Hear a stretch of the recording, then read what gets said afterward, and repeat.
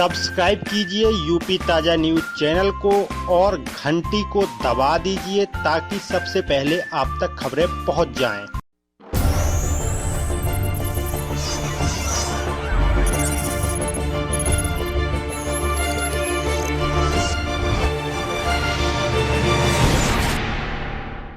बढ़ा रहा है।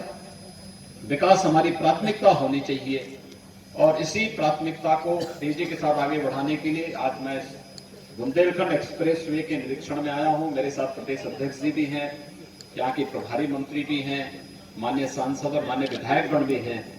ये सब विकास के प्रति उनकी सोच को प्रदर्शित करता है। विकास तीव्रता के साथ होना चाहिए, लोक कल्याणकारी उस विकास को बनाया जाना चाहिए। आप सोचिए, विकास जब नहीं था तब यहाँ के क्षेत्र में आने में लोग डरते थे। आप रहते थे, आपका कोई कष्ट नहीं था, लेकिन यहाँ की स्थिति ऐसी थी, बीहड़ का क्षेत्र बन गया था, लोग आने में डरते थे। लेकिन जब एक्सप्रेस वे प्रारंभ होगा तो ये पर्यटन का भी एक बहुत बड़ा केंद्र के रूप में विकसित होगा। हम यही बगल में पंचनद में भी हम लोग एक बहुत बड़ा बैराज बनाने जा रहे हैं। यहाँ के एक एक गांव को पीने के लिए तो पानी दे भी रहे हैं, लेकिन पंचनद जब बनेगा तो सिंचाई के लिए भी यहाँ पे पर्याप्त मात्रा में जल उपलब्ध कराने का कार्य हम लोग करने जा रहे हैं। यानी विकास जहां से भी और जैसे भी हो सके। जल की समस्या थी, बुंदेलखंड में उद्योगों की कमी थी। आज तो हम बुंदेलखंड में 2 एयरपोर्ट बना रहे हैं, एक चित्रकूट में और एक झांसी नजफपुर के बीच। बुंदेलखंड एक्सप्रेसवे बन रहा है। डिफेंस कॉरिडोर को भी केंद्र बिंदु हमने बुंदेलखंड को बनाया है।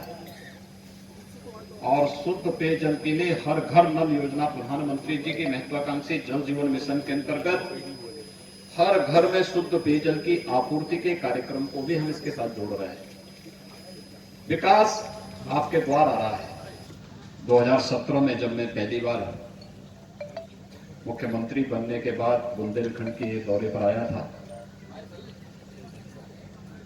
तो उस समय हमारी सरकार के परिवहन मंत्री और आज के भारतीय जनता पार्टी के प्रदेश अध्यक्ष श्री स्वतंत्र देव सिंह जी मेरे साथ में थे। उस समय उन्होंने कहा था कि बुंदेलखंड के विकास के लिए हमें एक अच्छी योजना तैयार करनी चाहिए। और उस समय मैंने बुंदेलखंड एक्सप्रेसवे की घोषणा की थी। और आज मुझे प्रसन्नता है कि बुंदेलखंड विकास का, जो बुंदेलखंड वासियों का एक सपना था, तो सपना साकार हो रहा है जब बुंदेलखंड एक्सप्रेसवे मूर्त रूप ले रहा है। प्रधानमंत्री जी ने एक ही बात को लेकर के कही थी कि बुंदेलखंड जो उपेक्षित रहा है, जिस बुंदेलखंड के विकास के बारे में पिछली सरकारों की सोच नहीं थी, उन्होंने यहाँ के प्राकृतिक संसाधनों का दोहन और दुरुपयोग जरूर किया, लेकिन अब समय आ गया है जब केंद्र और प्रदेश सरकार मिलकर के विकास के इन कार्यों को तेजी के साथ आगे बढ़े। और मुझे प्रसन्नता है कि हमारी सरकार ने आज इस बड़े अभियान को आगे बढ़ाने का निश्चय किया है। बुंदेलखंड में कनेक्टिविटी की 6 लेन का एक्सप्रेसवे आपको यहाँ पे प्राप्त हो रहा है। आपका विकास तो तेजी के साथ इसके माध्यम से बढ़ेगा, ये रोजगार का सृजन होगा। और याद रखना, आज के दिन पे बेहतर कनेक्टिविटी इंफ्रास्ट्रक्चर हमारा जितना मजबूत होगा, उतना ही विकास की संभावनाएं आगे बढ़ेंगी। हम लोगों ने एक बात के लिए कहा है कि हर एक जिले में कुछ जमीन एक्सप्रेसवे के बनने के साथ ही अधिग्रहित कर ली जाए, जिसमें हम औद्योगिक विकास के संभावनाओं को आगे बढ़ा सके, वहां पे उद्योग लगा सके, स्थानीय लोगों को वहां पे रोजगार की संभावनाओं के साथ जोड़ सके। ये विकास इसी तीव्रता का परिणाम है। मुझे बहुत प्रसन्नता है, स्थानीय स्तर पर प्रशासन आप सबको मदद कर रहा है। यहाँ पे लड़ाई आगे बढ़ी है। मेरी अपील होगी, 60 साल से ऊपर के जो भी लोग हैं वे वैक्सीन जरूर लगा लें। वैक्सीन सरकारी हॉस्पिटल में फ्री में लग रही है। वहां पर आप जाएंगे, अपना रजिस्ट्रेशन करवाइए, फ्री में वैक्सीन लगवाइए।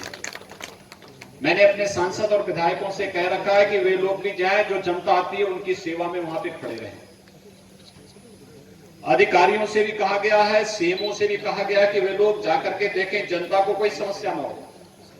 45 साल से ऊपर के वे लोग जो विभिन्न प्रकार की बीमारी, एक से अधिक बीमारियों से पहले से ग्रसित हैं, वे लोग भी जाकर के वैक्सीन के लिए अपना रजिस्ट्रेशन करवा करके और वैक्सीन लगा लें। पहला वैक्सीन लगने के 28 दिन के अंदर दूसरा वैक्सीन भी लगवा लें। इतना बड़ा ब्रिज बन रहा है और किस तेजी के साथ बन रहा है। इससे पहले इतने बड़े ब्रिज को बनने में 6-6, 7-7 वर्ष लगते थे और आज इतना बड़ा ब्रिज 6 से 8 महीनों के अंदर बनकर के तैयार हो रहा है। तकनीक, बेहतर से बेहतर तकनीक को यहां पे लाने का प्रयास, कार्य को क्वालिटी के साथ करने का प्रयास है। देखा होगा विकास का कार्य कैसे तीव्रता के साथ आगे बढ़ सकता है। सरकार की नेक नियति हो, दृढ़ इच्छा शक्ति के साथ पूरे बुंदेलखंड वासियों को, जिन्होंने बुंदेलखंड एक्सप्रेस वे में किसी भी प्रकार की बाधा नहीं आनी थी। इसका मतलब बुंदेलखंड वासियों के साथ पिछली सरकारें अन्याय कर रही थी। अन्याय इस कदर, यहां जमीन देने में यहां की जनता ने कहीं कोई शासन प्रशासन के साथ मिलकर के उस कार्यक्रम को आगे बढ़ाया। इसी में आपका भी, आपके आने वाली पीढ़ी का भी भविष्य जुड़ा हुआ है। आज के इस अवसर पर मैं एक बार फिर से आप सब